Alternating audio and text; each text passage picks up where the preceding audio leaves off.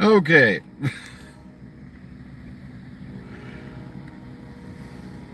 there's a reason for the title we have today, and I think a lot of you already know what it is. Um, oh man, this is a classic, definition of faux pas. Like I said, I normally don't touch political topics. I stray away from things like that, but I'm dying laughing watching countless people go bizarro over their beer. Oh man, it's been a comedy fest. It really has. It's like oh man.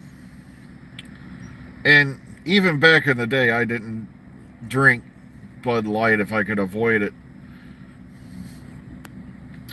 To quote the one bit from Monty Python,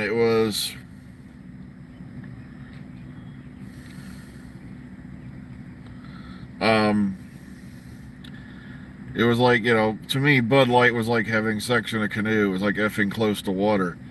Um I drank Miller back in the day when I did drink, and I always had the long neck Miller Genuine Draft.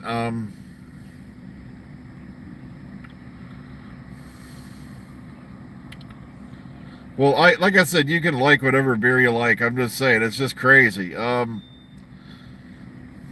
Watching all this madness over beer, or because if someone doesn't believe the same way you do, there must be some evil force in the universe. Oh man, and trust me, I've been going through a lot of this. Matter of fact, oh man. At least I can say this much: my viewers, my subscriber count may have been dropping, but not as fast as Bud Light sales. Um,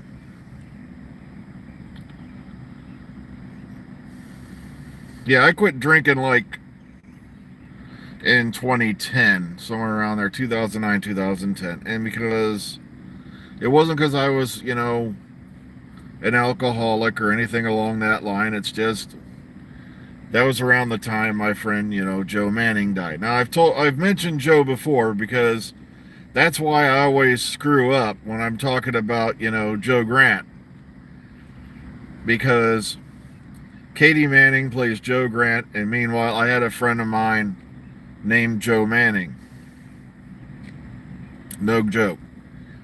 Um, and he passed. He passed away somewhere around 29, the late 29, 2009, 2010, and it just felt like that part of me died with him. I just never really had the appeal of doing that anymore.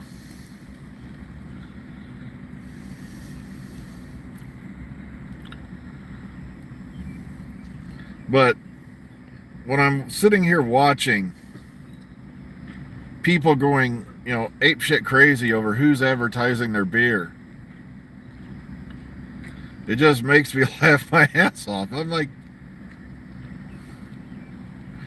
oh yeah, we watched Mandalorian. I kind of felt bad for poor IG-11. He's been turned into a conveyance.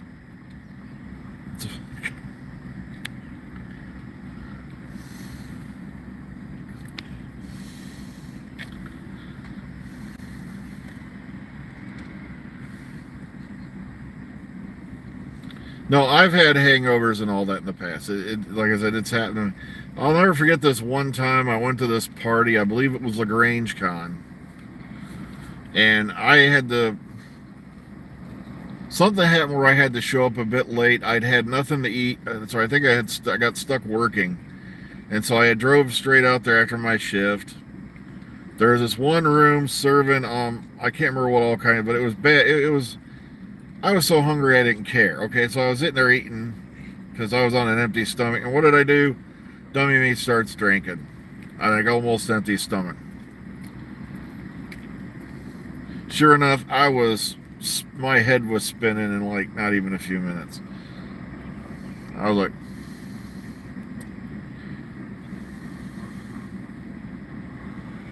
Well, yeah, they're going to be on holiday. Yeah, spring holiday. They always do that around, Easter time. So it's not unexpected. Also, Jodie Whittaker working on that one project. I shared the link to it.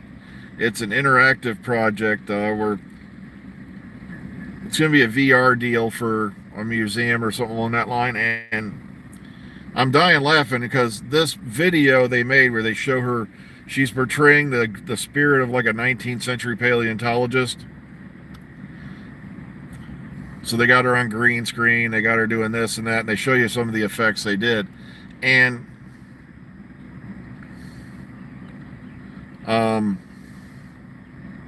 this video was done 11 months ago, which means she went home, she took care of the baby, spent some time with the family, and then boom, she was right out to work again.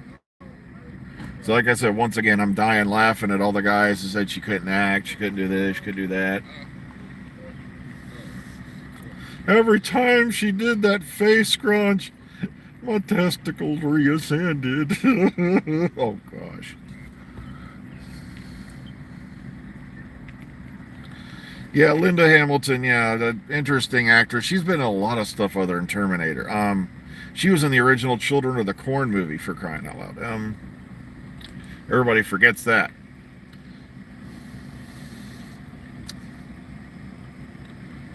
Plus the fact she had a twin sister, which most of the people didn't know until after they got all the making of Terminator 2 stuff out.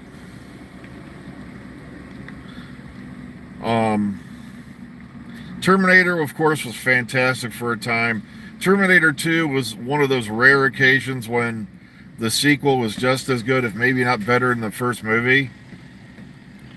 And that don't happen often.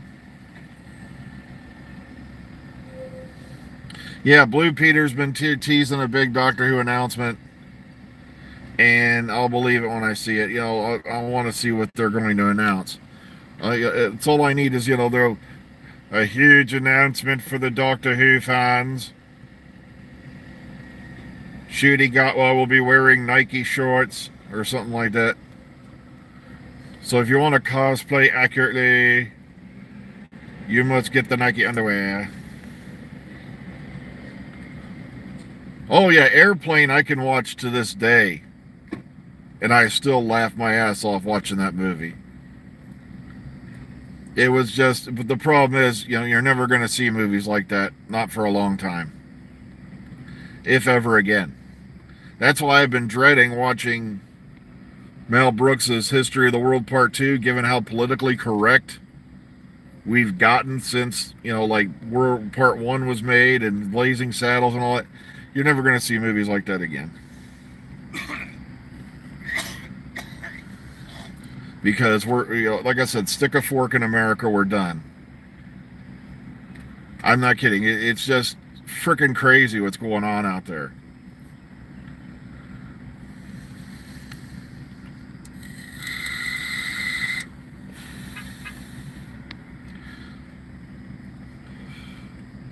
All I can say is Rome is burning, Nero's wearing a dress while he's fiddling on the roof somewhere, and while the city's burning down, people are going to be busy arguing over what pronouns we should use to refer to Nero as he's fiddling on the roof while the city, the whole thing burns down. I'm not kidding. It's just crazy.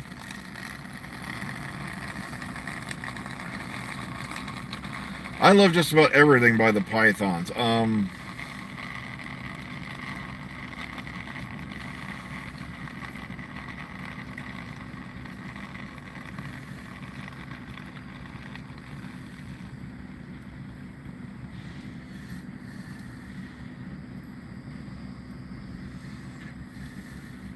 Yeah, this whole planet's gone nuts.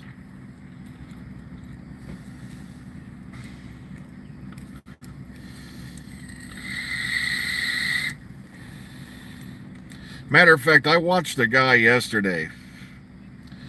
He was ranting on the Marvels. Like I said, I don't plan on watching the Marvels. I liked Captain Marvel. It was okay. It wasn't as big as they claimed. It wasn't as bad as they claimed. But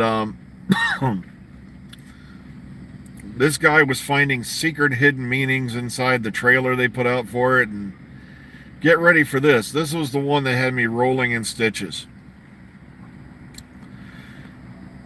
Oh, man. I love how Rotten Tomatoes can do no wrong, according to these guys. Well, Rotten Tomatoes had to redesign and redo parts of its website to protect the Captain Marvel movie, the first one. I'm like, no.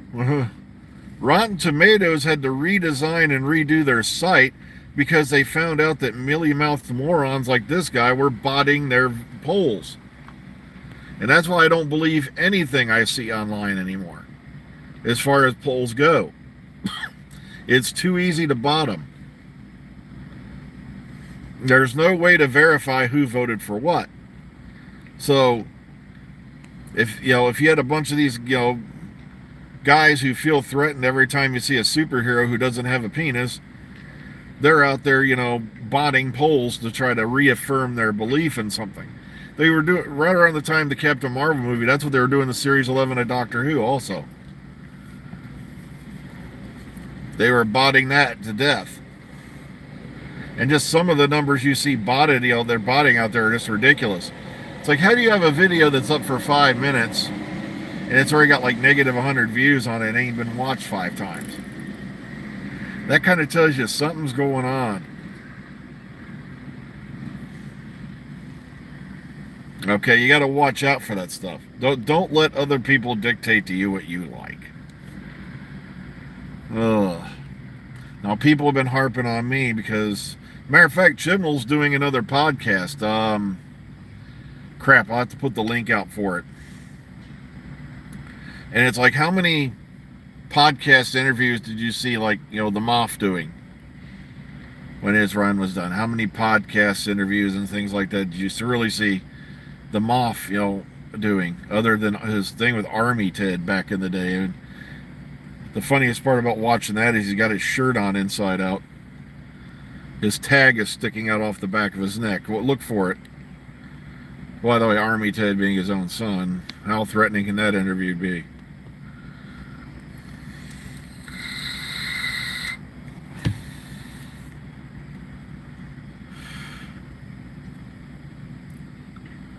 Yeah, he's been out there interacting with fans. Oh, yeah, but you got to remember, she was the spokesperson for the brand at the time.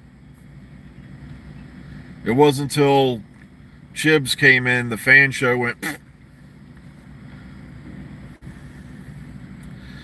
Because when the new regime came in, they got rid of the fan show, and that's one of the reasons why certain people whose name I won't mention suddenly turned on the show.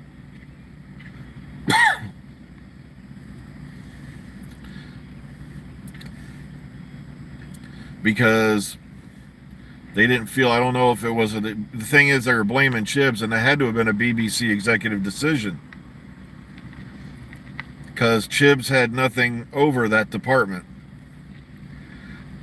And it's funny how certain people became anti-Chibnall, anti-Whitaker, and by the way, they won't announce it in public. It's just, I know people who, shall we say, know those people, and what they were saying off camera and out of sight at conventions.